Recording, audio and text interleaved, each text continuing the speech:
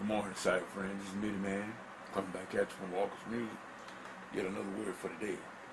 Saturday morning edition, and we give God praise and glory for life, health, and strength. We also thank God for each and every one of you. Cyber friends, you know who you are. I just wanted to say this morning, at the title of my video, it said, keep check on your joy meter. The reason why I say that, people, because there are people, if you let them, the devil will start at you very, very early in the morning. He try to destroy your day before you even get it started. People have a way of getting on your last nerve sometimes if you let them. And so therefore we must be very, very careful of the people that we let in our inner circle. You know, Jesus had 12 disciples, but it was 3 that was in his inner circle that he confided in, and he showed them more than he did any of the other 9 disciples. That was Peter, James, and John. And we all have inner circles. Every one of us have people that, certain ones that we have closer to us than others. And people that we will confide in, that will give us not what we want to hear, but what we need to hear. And then they will be there for us to try to accommodate, to make our day brighter and a little bit lighter. What I'm saying, people, if you let it, the devil, before you even put your feet on the floor in the morning when you get up, he will try to steal your joy, because he knows that the joy of the Lord is our strength. So what I'm saying is, do what's right. As long as you know that you have done what is right, cut the debt. Don't worry about it, because see, first of all, everybody's not going to endorse you. Everybody is not going to appreciate you. They're not, and most of the time, people will find fault with you. Even though, from the very get-go, on said, I'm going to use myself as an example for this, on this here particular moment. Most of the time, when I do things, I don't do things for a show. I don't do things to be well spoken of, but I just do what is right because of the fact that Jesus said it was right. And a lot of time I reach out and I try to do the best I can to help people, whoever needs it. But oftentimes, people will try to turn that against you. They'll turn on you. In other words, people, first of all, no one owes you anything. See, that's the first thing we got to remember. And I take my own medicine when it comes to that. That's how come you are not going to catch me sitting around moping about, did nobody help me do this, or didn't anybody help me? No, that's not anybody else's business to help me do anything. If I get any help, that's just the goodness and the grace of God that send people to assist you in certain things that you must try to accomplish, whether it be musical skills or whatever. But when you do the best you can, when you do your best to help people, but let me tell you something, you are not responsible for how they treat you. You're not responsible, because let me tell you something, people. If a person do not want to be helped, you can't help them. If you cannot help people that do not want to be helped. So what Mitty Man saying this morning, like I said, I normally would be going to choir rehearsal this morning, but I'm not going to choir rehearsal this morning. There's so much going on today. We got some young ladies that had a bad accident here, lost their lives here about a week ago, and they're going to be eulogized today. And they're well known, and it's a lot of people going to be going to that funeral service of those young ladies, and among other things that are going on that are going to require people to attend. And sometimes you just cannot do what you have planned to do. That's how come we should be very, very careful and say, if the Lord will, we would do such and such a thing, you know.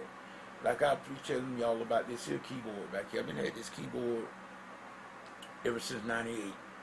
I've been had it 16 years, but it's a very, very nice keyboard. I love that little Casio there. I use it as a standalone keyboard, and I can also use it as a controller to control my digital audio workstation. But what I'm saying is, I've been had this keyboard for 16 years. This keyboard, people, have served its life. In other words, it has served its purpose. If today that keyboard stopped, I could not have no complaints. I wouldn't start complaining and crying about it because of the fact it has served its purpose. The life of the keyboard really has expired. according to the normal usage. So you got to understand, and I'm being a PC tech, and I tell everybody, you know, when if you want your PC fixed right, leave it. But if you want it done fast, you can take it somewhere else. Because I can't work fast like that, because there's too many things that you have to check out with PCs. And then sometimes there are so many things that can go wrong in a PC, and you just treat people right, and then you have to let them, you know, come to the conclusion that they want to. I don't beg anybody to bring their PCs to me. I don't call and ask why you didn't bring your PC to me. That's not my concern. You take your PC where you want to take your PC. That's your PC. But I guarantee you that the people that got sense, and all the ones I have worked on PCs, everybody PC in my hometown, just about it. I built PCs for them, and I keep all the PCs running here in my home where I'm living now, from the city hall to the pharmaceuticals.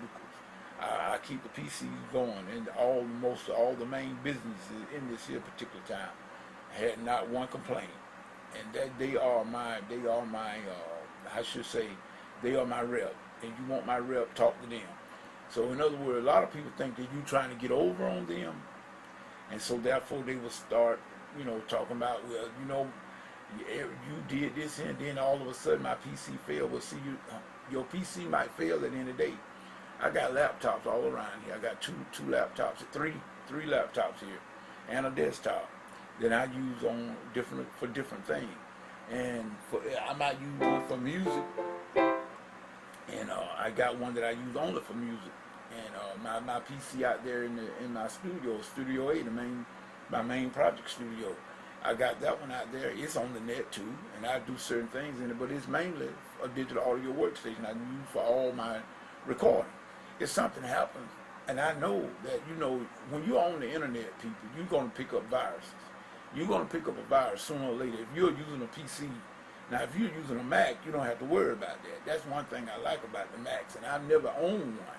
I've always used the PCs and everything, but that's because more and more software is geared toward the PC, and that's how come I like the PC. But at any rate, you got to be fair. Don't become so self-centered and selfish that you think that everybody's out to get you, because everybody's not out to get you. In other words, now I know I got a good reputation in this town, and people know that I've done things for them, and I do things a whole lot of time. Don't even charge people. I will do them favors and everything. But see, you just can't get everything free, people. You got to understand that. Everything in life, and well, as a matter of fact, Milton Friedman, that great economist, also said there's no such thing as a free lunch. And then, you know, there are some of us that we just want everything for nothing. And I'm not going to even deal with that subject right now. But at any rate, we just saying that Billy Man's going to sit around. We got some music we got to do. We ran across a guy I told you that I'm collaborating with now again, and the guy really produced some great music, and matter of fact, he asked me to do vocals on it, so I'm going to do my best to try to give him the best I can, and I'm not trying to be anybody but myself, in other words, and we're going to do the best we can. The most thing is to have fun at what you do. You need to enjoy what you do. So with that being said, people, Billy Man just wanted to let everybody know, just, you know, check your joy meter, and don't let people steal your joy. If you're not careful, the devil will steal your joy before you get out of bed in the morning.